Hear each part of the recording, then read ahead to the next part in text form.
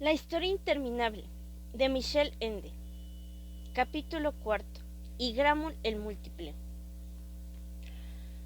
Dos tormentos empezaba a sufrir Atreyu: hambre y sed. Hacía 2 días que había dejado el pantano de la tristeza y, desde entonces, vagaba por un desierto de piedra en el que no había un ser vivo. Lo poco que le quedaba aún de sus provisiones se había hundido con Artax en el agua negra. Inútilmente escarbó con las manos entre las piedras para encontrar alguna raíz. Allí no crecía nada, ni siquiera musgos o líquenes. Al principio se había alegrado de sentir al menos suelo firme bajo los pies, pero poco a poco tuvo que confesarse que su situación más bien había empeorado. Se había perdido. Ni siquiera podía determinar ya por el cielo el rumbo que seguía, porque aquella media luz era igual por todas partes y no le ofrecía ningún punto de referencia. Un viento frío soplaba incesantemente en torno a las agujas de piedra que se alzaban a su alrededor. Escaló crestas y cumbres rocosas, subió y bajó, pero nunca se le ofreció otra vista que la de más y más montañas, detrás de las cuales había otras cadenas montañosas, y así hasta el horizonte, en todas direcciones. Y nada vivo, ningún bichito ni hormiga, ni siquiera los buitres que suelen seguir a los caminantes perdidos hasta que se desploman. No había ya duda, la región en que se había extraviado era las montañas muertas. Pocos las habían visto nunca y casi ninguno había regresado de ellas. Pero en las leyendas que contaba el pueblo de Atreyu se hablaba de esas montañas. Recordó una estrofa de una vieja canción: más valiera el cazador sucumbir en los pantanos, porque en las montañas muertas, en el abismo profundo, habita Igramul el múltiple, el horror de los horrores. Aunque Atreyu hubiera sabido en qué dirección ir para regresar, no le hubiera sido posible hacerlo. Se había adentrado ya demasiado. Si se hubiera tratado solo de él, quizás se hubiera dejado caer simplemente en alguna oquedad de la roca para esperar la muerte, como solían hacer los cazadores de su pueblo en esos casos. Sin embargo, estaba en la gran búsqueda y se encontraba en juego la vida de la emperatriz infantil y de toda fantasía. No podía darse por vencido. Por eso siguió subiendo y bajando montañas, dándose cuenta a veces de que, desde hacía mucho rato, caminaba como un sonámbulo mientras su mente vagaba por otros lugares y regresaba solo de mala gana. Bastián se estremeció. El reloj de la torre dio la 1. Por hoy las clases habían terminado. Escuchó el ruido y los gritos de los niños que, abajo, salían de las aulas y corrían por los pasillos. Se oyó en las escaleras el estrépito de muchos pies. Luego, durante un rato, subieron aún desde la calle gritos diversos. Y finalmente el silencio se extendió por todo el colegio. Aquel silencio cubrió el ánimo de Bastián como un manto pesado y sofocante que amenazaba asfixiarlo. Desde ahora estaría solito en el gran colegio. Todo el día, la noche siguiente. ¿Quién sabe cuánto tiempo? A partir de ahora, la cosa iba en serio. Los otros se iban a casa para comer. También Bastián tenía hambre y sentía frío a pesar de las mantas militares que se había echado por los hombros. De pronto perdió todo el valor, y todo su plan le pareció completamente disparatado y absurdo. Quería irse a casa ahora, enseguida. Todavía era tiempo. Su padre no podía haber notado nada aún. Bastián no necesitaba decirle siquiera que se había fumado el colegio. Naturalmente, alguna vez lo sabría, pero hasta entonces pasaría tiempo. ¿El asunto del libro robado? Sí, también tendría que confesarlo alguna vez. Su padre lo encajaría, a fin de cuentas, lo mismo que había encajado todas las decepciones que Bastián le había causado. No había razón para tenerle miedo. Probablemente iría a ver al señor Coriander sin decir nada y lo arreglaría todo. Bastián cogía ya el libro de color cobre para meterlo en la cartera, pero se detuvo. No, dijo de pronto en voz alta, en el silencio del desván. Atreyu no renunciaría tan rápidamente, solo porque las cosas fueran un poco difíciles. Lo que he empezado tengo que acabarlo. He ido ya demasiado lejos para volverme atrás. Solo puedo seguir adelante, pase lo que pase. Se sintió muy solo y, sin embargo, en ese sentimiento había también algo así como orgullo. Orgullo de haber sido fuerte y no haber renunciado a su intento. Había llegado el momento en que Atreyu no podía realmente seguir adelante. Ante él se abría el abismo profundo. El espanto grandioso de aquella vista no puede describirse con palabras. A través de la región de las montañas muertas, la tierra se abría en una brecha que tendría quizá media milla de anchura. Su profundidad no podía determinarse. Atreyu estaba al borde de un saliente rocoso y miró hacia abajo, a las tinieblas, que parecían llegar hasta el fondo mismo de la tierra. Cogió una piedra del tamaño de su cabeza que había cerca y la lanzó tan lejos como pudo. La piedra cayó y cayó hasta que se la tragó la oscuridad. Atreyu escuchó, pero, aunque esperó largo tiempo, el ruido del impacto no llegó a sus oídos. Y entonces hizo lo único que podía hacer. Comenzó a andar por el borde del abismo profundo. Sin embargo, estaba preparado para hacer frente en cualquier momento a aquel horror de los horrores del que hablaba la vieja canción. No sabía de qué clase de criatura podía tratarse, solo sabía que se llamaba Igramol. El abismo profundo discurría en línea quebrada a través del desierto de montañas, y, naturalmente, en su borde no había ningún camino, sino que también allí se alzaban torres de piedra que Atreyu tenía que escalar y que, a veces, vacilaban peligrosamente bajo sus pies. Se atravesaban en su camino gigantescos peñascos que tenía que rodear trabajosamente, o había pendientes de piedras sueltas que se precipitaban hacia la brecha, poniéndose en movimiento cuando él pasaba. Más de una vez estuvo a punto de despeñarse. Si hubiera sabido que un perseguidor seguía sus huellas aproximándose de hora en hora, quizás se hubiera dejado arrastrar a hacer algo irreflexivo que, en aquel camino difícil, hubiera podido costarle caro. Se trataba de aquel ser de las tinieblas que lo perseguía desde que salió. Entretanto, la figura del ser se había espesado tanto que podían distinguirse claramente sus contornos. Era un lobo, negro como la pez y grande como un buey.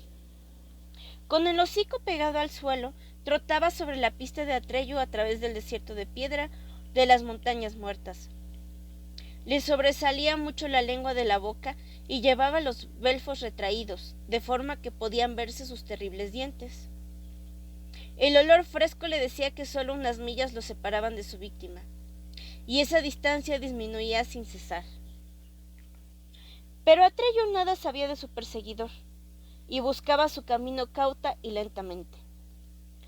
Cuando estaba en una estrecha caverna que atravesaba un macizo de roca como si fuera una especie de tubo curvado, oyó de pronto un estruendo que no se parecía a ningún ruido que hubiera oído jamás. Era un rugir y un bramar y un resonar, y al mismo tiempo Atreyu sintió que toda la roca en que estaba se movía y oyó los bloques de piedra que, fuera, caían con estrépito por las laderas de la montaña. Esperó un poco para ver si cedía el terremoto o lo que fuera, y cuando por fin cesó, continuó arrastrándose. Llegó por fin a la salida y asomó con precaución la cabeza. Y entonces vio esto. Sobre las tinieblas del abismo profundo, de un borde a otro colgaba una monstruosa tela de araña. Y en los pegajosos hilos de aquella red, gruesos como maromas, se retorcía un gran dragón blanco de la suerte, sacudiendo la cola y las garras y enredándose, sin embargo, cada vez más desesperadamente. Los dragones de la suerte son de los animales más raros de fantasía. No se parecen en nada a los dragones corrientes, ni a los célebres que, como serpientes enormes y asquerosas, viven en las profundas entrañas de la tierra, apestan y vigilan algún tesoro real e imaginario. Estos engendros del caos son casi siempre perversos o huraños. Tienen alas parecidas a las de los murciélagos, con las que pueden remontarse en el aire ruidosa y pesadamente, y escupen fuego y humo.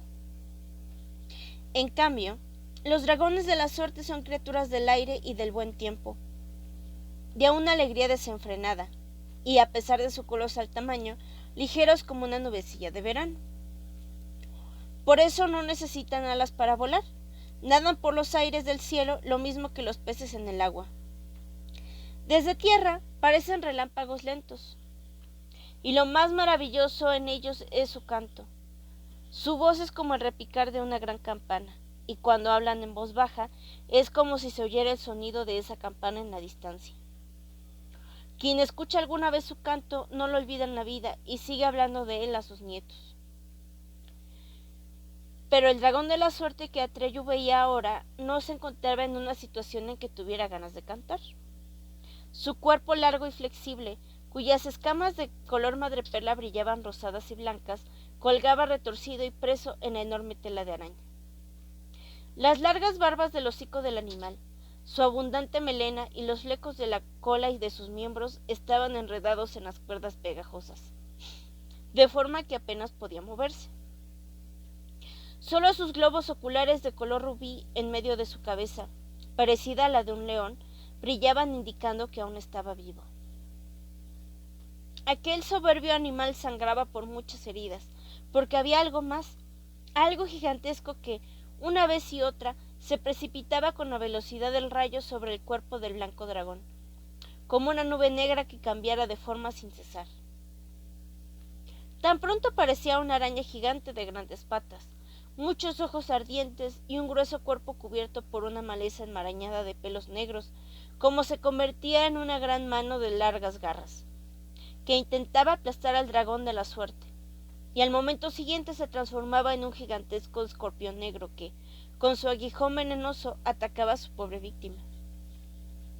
La pelea entre aquellos dos seres formidables era espantosa. El dragón de la suerte se defendía aún, escupiendo un fuego azul que chamuscaba las cerdas de aquella criatura en forma de nube. El humo brotaba y formaba remolinos de vapor en la brecha rocosa. El hedor casi impedía a Atreyu respirar. Una vez, el dragón de la suerte logró incluso morder una de las largas patas de su adversario. Sin embargo, el miembro seccionado no cayó en las profundidades del abismo, sino que se movió un momento en el aire por sí solo y luego volvió a su lugar original, uniéndose otra vez al oscuro cuerpo de forma de nube. Y así ocurría siempre.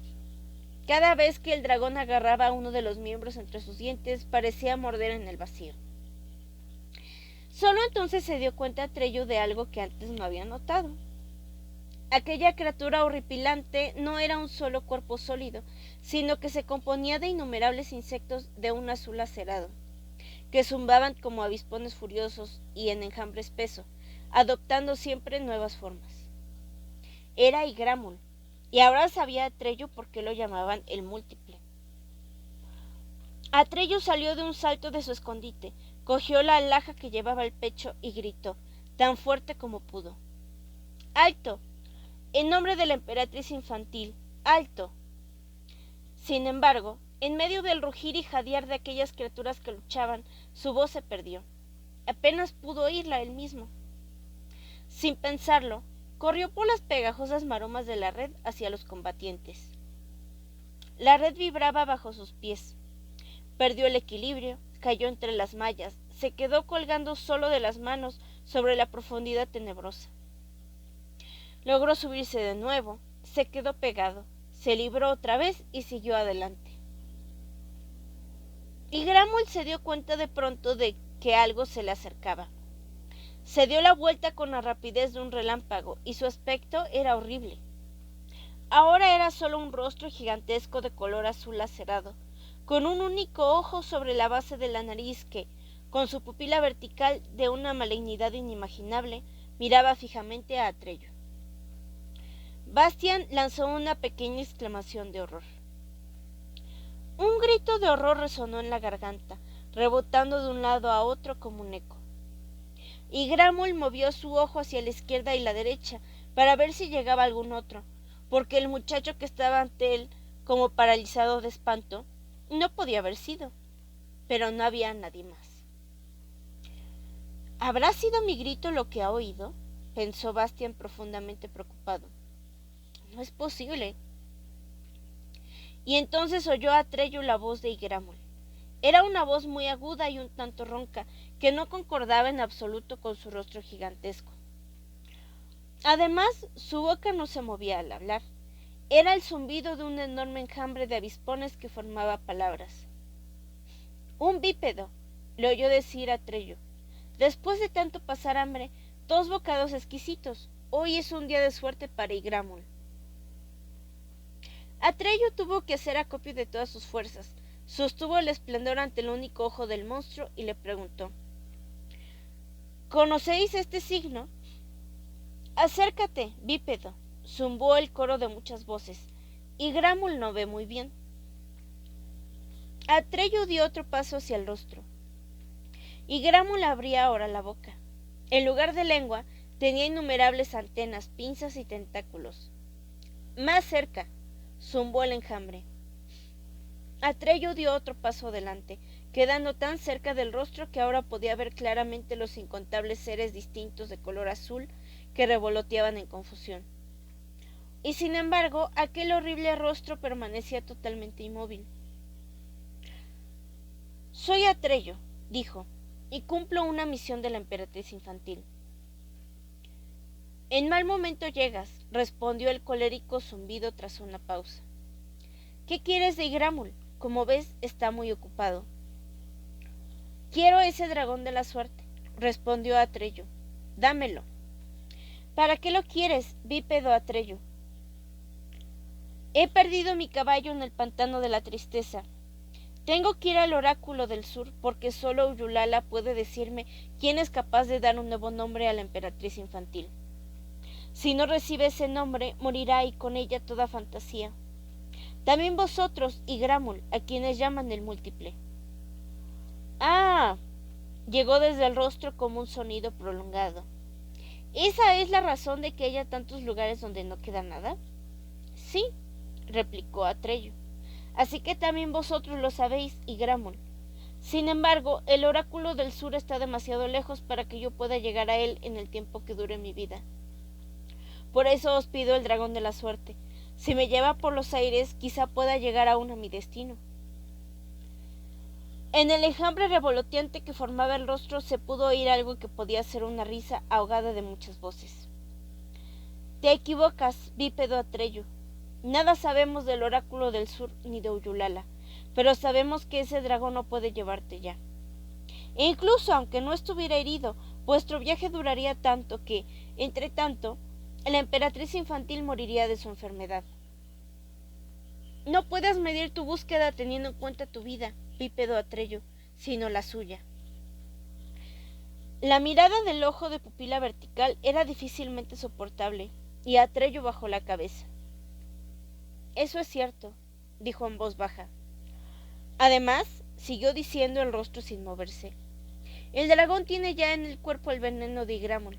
Como mucho, le queda 1 hora de vida. Entonces no hay esperanza, murmuró Atreyu, ni para él, ni para mí, ni tampoco para vosotros, Igramul.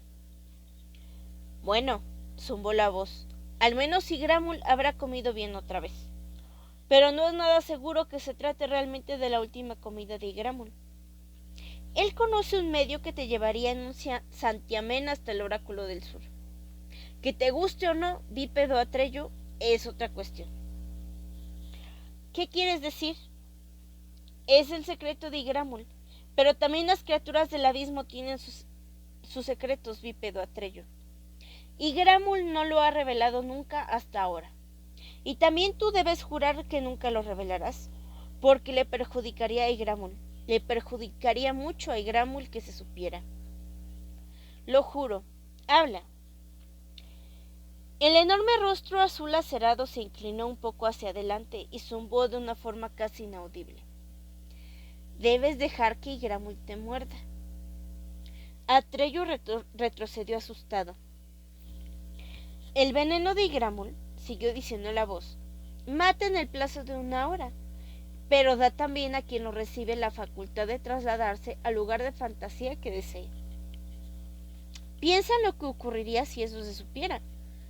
A Igramul se le escaparían todas sus víctimas. 1 hora, exclamó Atreyu. ¿Pero qué puedo hacer en 1 hora?